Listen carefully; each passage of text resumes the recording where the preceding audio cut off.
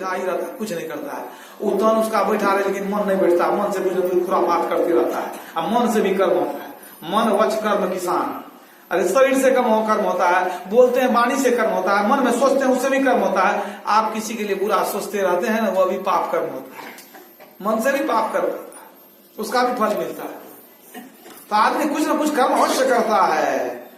अगर अच्छा नहीं करेंगे तो कुछ ना कुछ बुरा करेंगे ही करेंगे। तो बुरा करेंगे तो उसका फल बुरा होगा ही, पाप करेंगे उसका फल तो जिस निश्चित रूप से हमको दुख के रूप में उठाना पड़ेगा। स्वामी विवेकानंद ने कहा कि तुम ऐसा कोई दुख नहीं भोगते हो जो तुम्हारे अपने ही कर्म का फल नहीं हो। ऐसा कुछ नहीं है कि हम दुख भोगते हैं, हमारा कर्म नहीं है, किसी और का है। हो सकता है कि तत्काल आपको लगता होगा कि नहीं पड़ोसी ने हमको दुख दिया है, लेकिन कहीं ना कहीं आपका भी कर्म खराब था कि पड़ोसी आप ही को दुख दिया, माध्यम बन गए आप, माध्यम बन गया, वो दुख मिला आपको। माध्यम कोई हो सकता है, कोई कहता है सांप काट लिया मर गया, तो क्या नहीं काटता तो सब दिन जिंदा रहता है? अरे उसको मरना था, सांप काटे कि नहीं काटे। याद रखिए, ये मरना जीना जो है ये परमात्मा के हाथ में है। परमात्मा के हाथ में क्यों है? क्योंकि उनके हाथ में आपका भाग्य है। भाग्य उन्हीं के हाथ में है ना। आप जो कर्म किए तो उनके हाथ में चला गया, वो देंगे आपको भोगना। जो कर्म हम करते हैं, आपको मैंने बताया ना कि जो कर्म करते हैं उसका फल मिलता है, और जो फल नहीं मिला वो जमा हो गया। तो जो जमा हो गया खाता में, उसको कहते हैं संचित कर्म। अभी जो कर्म कर रहे हैं, वर्तमान में जो कर्म करते हैं उसको कहते हैं क्रियमान कर्म। क्रियमान अभी जो कर रहे हैं, जैसे मैं कुछ सुना रहा हूं, आप सुन रहे हैं, ये है क्रियमान। सब कर्म का फल होता है। यदि कुछ कर्म बच गया और वो जमा हो जाता है कर्म फल, उसको कहते हैं संचित। संचित बना जमा। अब वो संचित में से परमात्मा निकाल करके देते हैं कि तेरा हिस्सा बाकी है, लो इसको भोगो। और जब वो देंगे भोगने तो उसको कहते हैं प्रारब्ध या भाग्य या होनी या किस्मत का लिखा। परमात्मा आपको दिए कि भोगो तो ये हो गया किस्मत का लिखा, यही भाग्य, लेकिन है आप ही का। परमात्मा अपना मन से नहीं दिए। एक बार परमात्मा लिख दिया आपके भाग्य में कि इसको भोगना है तो भोगना ही पड़ेगा। कबीर साहब ने कहा कर्म करीमा लिख गया, अब कछु किया न होए, रत्ती घटे न तिल बढ़े, जो सिर फोड़े कोय। माथा पटकते रह जाइए, आपको भोगना पड़ेगा। तब क्या है कि जो अज्ञानी है बहुत रोते हैं, छाती पीटते हैं, लुट गए, बर्बाद हो गए, खाना पीना छोड़ देते हैं, बहुत रोते हैं। और जो ज्ञानी है वो सोचते हैं कि हमारे कर्म का फल होगा, आप किसको दोष देंगे। इसलिए कबीर साहब ने कहा देह धरे का दंड है, सब काहू को होए, ज्ञानी भुगते ज्ञान से, अज्ञानी भुगते रोए। अज्ञानी रोता है और जो ज्ञानी है सोचता है किसको दोष देंगे, जब काहू न काहू को उस करदाता हम ही कभी किसी को दुख दिए होंगे, वही लौट करके आया है, भोगना ही है। तो हंस के भोगे, रो के भोगे, भोगना है आप ही को, क्योंकि आपके हिस्सा का ये कर्म फल है। अगर ये बुझिएगा कि भाई हमारे हिस्सा का कर्म फल है, पाप किए होंगे तभी दुख आया, तो आप आगे पाप नहीं करेंगे।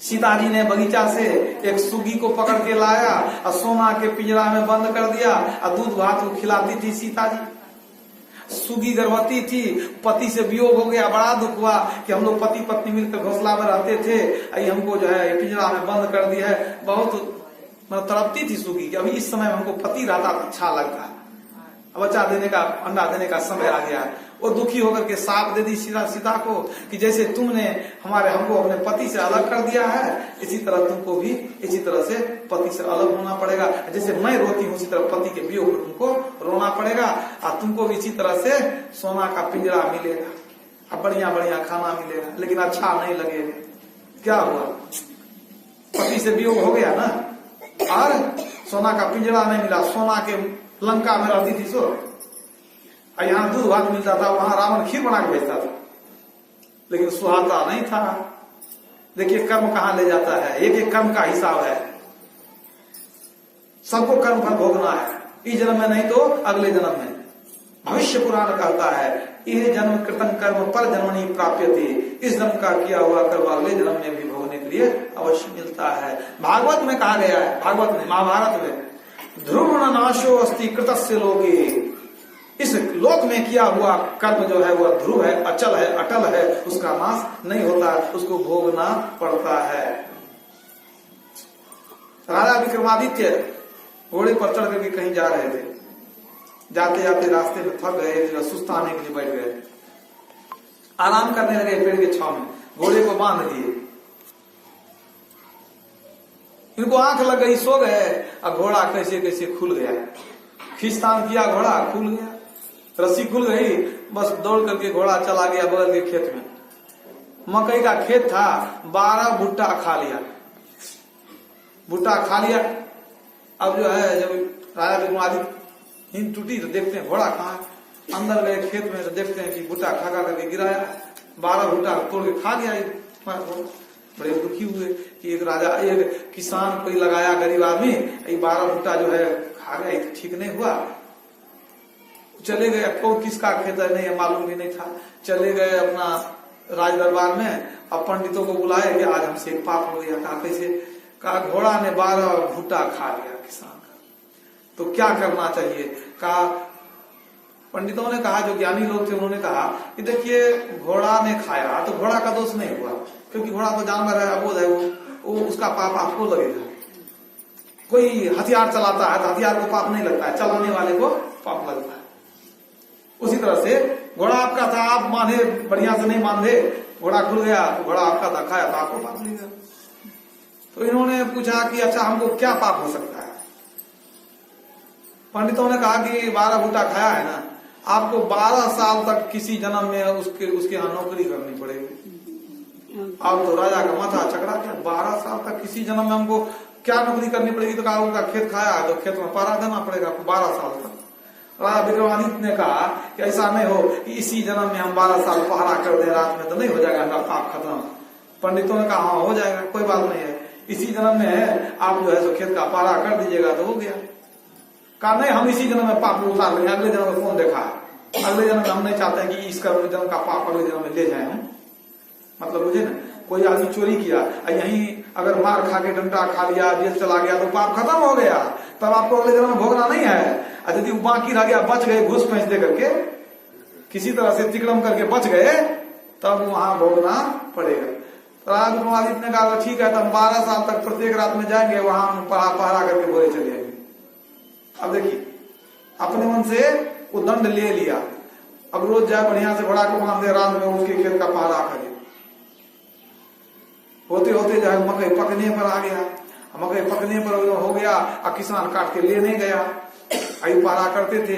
एक दिन एक रात में अचानक 3-4 चोर घुस गया खेत में, और भुट्टा पका भुट्टा सब तोड़ तोड़ करके बोरा भरना शुरू किया। कई बोरा भर लिया। अभी सोचते थे इधर देख तो लिए, इसको नहीं देखा, राजा को कोई नहीं देखा। अभी सोचे कि हम जब कहेंगे कि हम राजा हैं, 3-4 आदमी है, ये हमको मारना शुरू कर देगा तो हम बचना मुश्किल हो जाएगा, अकेले हैं तो अब बड़ा मुश्किल है। हम पहरा करते हैं, जब लेके चले ही जाएगा तो पहरा करने से फायदा क्या हुआ हमारा, तो पानी में गया और मेहनत हमारा। तो राजा छुपा हुआ था, जब बोरा में लोग भर लिया तो इतना ही राजा कहता है, इतना का उतना, उतना का कितना। जब इतना नहीं कहा ना, अब चोर खाने ने कोई देख लिया, रे देखो रे कौन बोलता है, खोजो तो कौन है, किसान है कौन है, सब खोजना शुरू किया तो अंत में मिला नहीं। फिर दोबारा ही कहता है उतना का इतना का उतना, तो उतना का कितना। कहने में जरूर है, खोज खाज के निकाला, देखा राजा बैठा हुआ यहाँ, खोज से खोज लिया उसको। कहे क्या बोलता है तुम, काम कुछ भी बोलते हैं, तुमको जो करना करो, कहना है बताना पड़ेगा, तुम इतना का उतना, उतना का कितना, क्या मतलब होता है। कहा तो बैठो तो बता देते, जब बुझना चाहता है तो बैठा दिया। तब वो कहता है राजा कि देखो जी, हमारा घोड़ा 12 भुट्टा खा लिया था इसी के खेत में, तो हमको पंडितों ने कहा कि बहुत बड़ा पाप हो गया, गरीब किसान का 12 भुट्टा चला गया, 12 वर्ष तक खेत का पहरा करना पड़ेगा। हम वही सोच रहे हैं तभी से कि 12 भुट्टा में तो हम 12 साल हम पहरा करते हैं, और इतना का तो उतना का तो इतना, और इतना जो बोरा में तू कसा है तो उतना का कितना, तू कितना दिन पहरा करेगा, अगले जन्म में तू कुत्ता बनेगा, क्या बनेगा, खेत का पहरा करेगा। तो सोच लो तुम, कहा कौन है, कभी हम राजा विक्रमादित्य हैं। तब पहचान हो गई, अब राजा कि चरण में वो लोग चोर सब गिर गया कि हमारा क्षमा कर दिया जाए। अब श्री सद्गुरु महाराज की। हम लोग भी इतना पाप कमाना नहीं चाहते हैं। आपने ज्ञान दे दिया कि थोड़ा 12 घूटा का 12 वर्ष आपको कष्ट हो रहा है, आज हम कितना बोरा में भर लिए हैं, अगर हम लोग को पाप लगेगा तो कितना दिन तक हम इसका पाप का फल भोगेंगे, यही दुख आएगा तो रोएंगे। तो राजा ने जब समझाया तो समझ गया, अपनी गलती मान लिया। राजा ने कहा क्यों चोरी करता है, कहा कोई रोजगार नहीं, कहा चलो हम रोजगार हम देंगे लेकिन आज उनसे तोबा करो। सब बोरा जो है ना भर करके अभी राते रात पहुंचाओ किसान के घर को, ले जाके पहुंचा दो। अब जितना बोरा तोड़ा था ले जाके पहुंचा दिया। अब चोर सब गया विक्रमादित्य राजा के यहाँ कि बोल दिया कि तुमको हम रोजगार देंगे, उसको काम बता दिया, वो भी क्षमा कर दिया कि भाई सुधर गया तो हो गया। अरे चोर को दंड देके क्या करेंगे, सुधर गया तो हो गया, जब जागे तभी सवेरा। तो चोर लोग भी सुधर गया, किसान खुश हो गया कि बिना मजदूरी का सब देखते हैं भुट्टा चोर करके कौन पहुंचा दिया है, तो उसको भी उसका भी जब मजदूरी उसकी बच गई, समझिए उसी में राजा विक्रमादित्य का पाप भी कट गया, इतना उपकार हो गया, समझ लीजिए। तो कर्म का फल सबको भोगना पड़ता है। ये मनुष्य शरीर पाप कर्म करने के लिए नहीं मिला है, विषय भोग में जीवन को बर्बाद करने के लिए नहीं मिला है। यही तन कर फल विषय न भाई, स्वरूप दुखदाई। सुनो माते लोग अभागी, हरि तजी हो ही विषय अनुरागी। भगवान शिव ने भी कहा हे पार्वती, ये शरीर विषय भोग के लिए नहीं है, जो विषय में जिसका मन भागता है वही पाप में जाता है। विषय 5 इंद्रियां हैं, अब 5 विषयों को भोगते हैं, यही इंद्रियां भागती है तो पाप कर्म भी करने लग जाते हैं। इंद्रियां भागेगी, मन भी उसके बाद और भाग जाएगा, मन भागेगा, इंद्रियां भागेगी तो बहुत बड़ा पाप हो गया। तो कबीर साहब ने यहां तक कह दिया कि कोई बुरा कर्म करने के लिए मन अगर भाग भी जाए ना, तो मन जाए तो चले जाए, शरीर को रोक करके रख ली। मन चला गया, गंदा चीज देखने का मन कर गया, तो अब आंख खोल करके देख मत लो, कान खोल करके सुन मत लो, गंदा चीज जीभ पर मत लो, गंदा बात मत बोलो। अगर मन में हो गया तो हो गया, लेकिन शरीर को रोक लो। कबीर साहब ने कहा मन जाए तो जाने दे, तू मत जाए शरीर, 5 आत्मा बस कर कह गए दास कबीर। 5 आत्मा 5 इंद्रियों को बस में करके रखो। मन चला गया तो चला गया, मन को रोके तो कम पाप हुआ, मन में जो आया ना तो कम ही पाप हुआ, रोक लिए ना। मन को खुला छोड़ देंगे, शरीर को भी खुला छोड़ देंगे तो सब पाप होना शुरू हो जाएगा। तो रावण बनने में, कंस बनने में देर नहीं लगेगी, तो फिर उसका फल भी वही होगा कि राम आएंगे उद्धार करने के लिए, धरती का भार हल्का करने के लिए।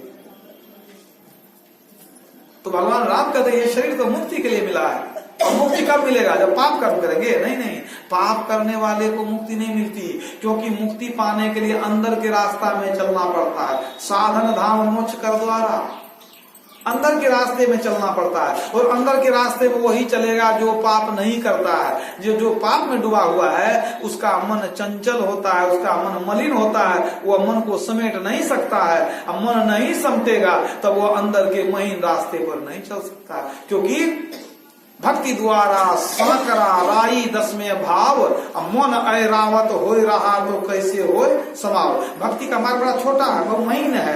अब मन अगर ऐरावत हाथी की तरह वो जो है बहुत सूंढ रहता है, उसको इस तरह है तो महीन रास्ता में कैसे घुसेगा। तो मन को समेटिए, तब क्या होगा, तब प्रभु मिलेंगे, मुक्ति मिलेगी। प्रभु साहब ने कहा मन महीन कर लीजिए तब युवा हाथ, मन को महीन कर लीजिए, समेट लीजिए, परमात्मा आपको मिल जाएंगे। मन बिखर गया, मन गंदा हो गया, तब 84 के चक्कर में घूमते रहिए। इसी को ईसा मसीह ने कहा है कि सकेत फाटक से प्रवेश करो, क्योंकि सकरा है वह मार्ग जो जीवन में ले जाता है। सकेत फाटक से प्रवेश करो, क्योंकि सकरा है वह मार्ग जो जीवन में ले जाता है, और चौड़ा है वह मार्ग जो मृत्यु को प्राप्त होता है। और फिर उन्होंने कहा कि बहुत से लोग हैं कि चौड़े रास्ते से प्रवेश करते हैं, और बहुत कम लोग हैं जो सकरे रास्ते में प्रवेश करते हैं। सकरा रास्ता क्या है, भक्ति का मार्ग छिनारे। और चौड़ा रास्ता क्या है, संसार में मन को भटकने दीजिए। बहुत चौड़ा रास्ता, जिधर मन हो उधर चल दीजिए, जिधर मन हुआ वही उधर चल दीजिए, जो मन में आवे वही कर लीजिए, तब उसका फल कौन भोगेगा। मन ही ना पहले पाप करता है, तब ना शरीर पाप करता है। मन जाता है, शरीर भी वहां चला जाता है। तो मन जहां जहां जाएगा, अब वह कर्म करते रहेंगे, तब यही मन तो ही नाच नचावे माया। मन आपको जो है परेशान कर देगा, यही मन आपको नरक में ले जा सकता है। मनो एव मनुष्या नाम कारण बंध मोक्षियो, यही मन आपको नरक में ले जाता है, यही मन आपको मुक्ति में ले जाएगा। जिसका मन समझ गया, जिसका मन शांत हो गया, जिसका मन पवित्र हो गया, वो मुक्ति में जाएगा। और जिसका मन चंचल है और पवित्र है, विषय में भागता है, पाप करता है, वो मन उसको ले जाएगा, नरक में ले जाएगा। तो दोनों आपके हाथ में, ये कर्म प्रधान शरीर है, और जैसा कर्म करेंगे वैसा फल मिलेगा। तो इसीलिए हमारा जन्म लेना, कब जन्म लेंगे, कहाँ जन्म लेंगे, किस जोनी में जन्म लेंगे, कर्म के अधीन है। कब मरेंगे, कैसे मरेंगे, सुख में मरेंगे, दुख से मरेंगे, ये कर्म के अधीन है। किसी से मिलेंगे कि बिछुड़ जाएंगे, कर्म के अधीन है। सुख होगा कि दुख होगा, कर्म के अधीन है। इसलिए तुलसीदास ने लिखा, जन्म मरण सब सुख दुख भोगा, हानि लाभ प्रिय मिलन वियोगा, काल कर्म बस हो ही गोसाई, बरबस राति दिवस की नाई। जन्म मरण सुख दुख भोगना, मिलना बिछुड़ना सब हमारे कर्म के अधीन है। जैसा करते हैं वैसा ही पाते हैं, स्वाभाविक बात है।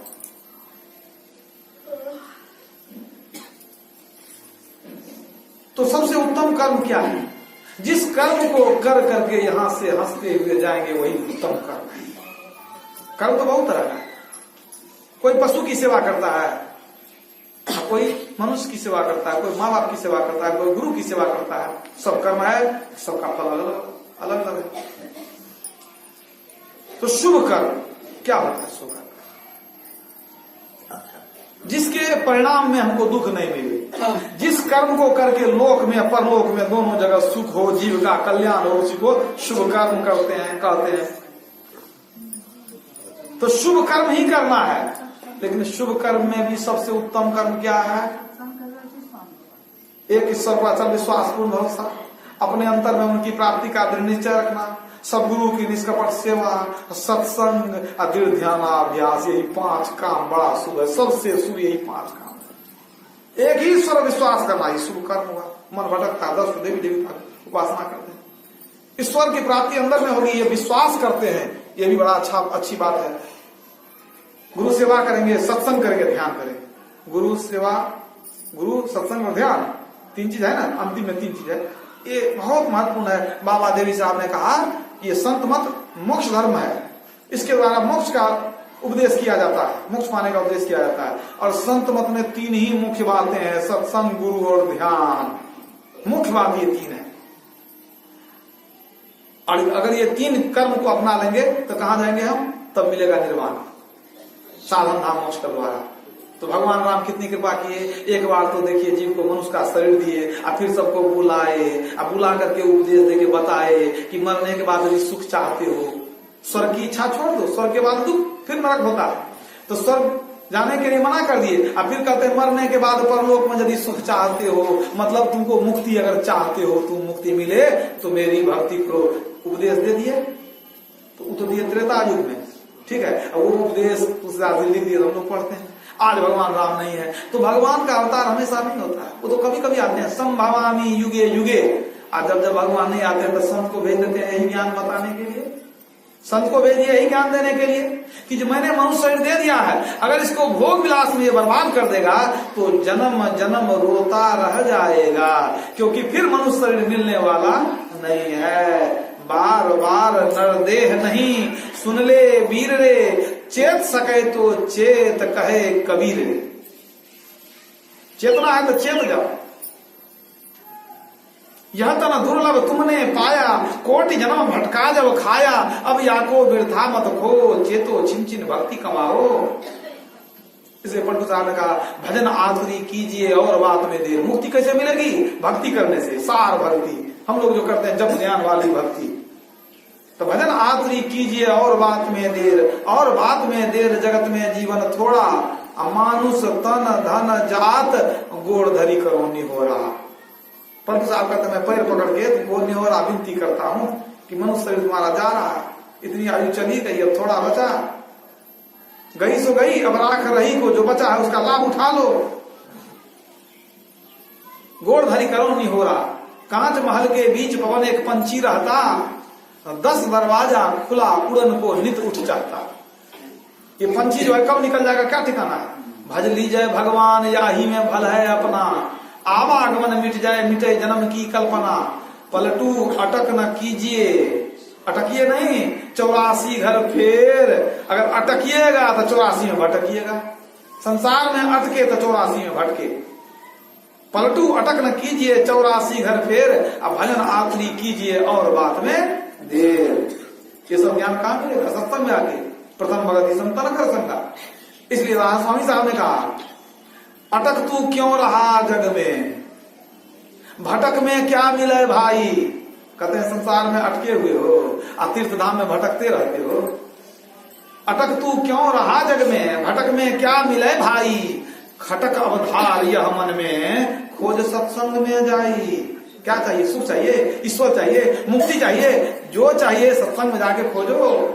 पलटू सत्संग बीच में कर ले अपना काम, अब बैरागिन भूली आप में जल में खोजे राम। तीर्थ में डुबकी लगाते हैं राम मिलेंगे आपको। कितना भी तीर्थ में धाम में भटक लीजिए, कहीं भी डुबकी लगाएंगे परमात्मा नहीं मिलेंगे। अंदर में डुबकी लगाएंगे तो परमात्मा मिलेंगे। सर्वाजित पंडित के बारे में आप लोगों को मैं कई बार सुना चुका हूं। सर्वाजित एक पंडित थे, सबको जीत लिए, नाम रख लिए सर्वाजित। विदेश से लेके विदेश तक सबको हराए शास्त्रार्थ में, ज्ञान में। जब घर आए तो मां को कहते हैं क्या पंडित जी कि सब हमको सर्वाजित पंडित कहता है, तू हमारा हमको घर वाला नाम से पुकारती है तो तू भी हमको सर्वाजित पंडित कहो।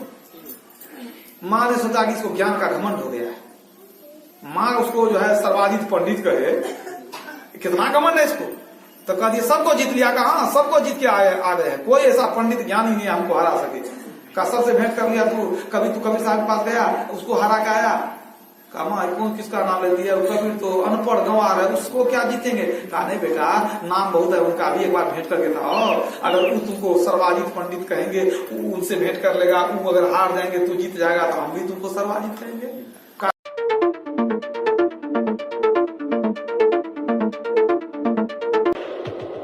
Subscribe now and press the bell icon.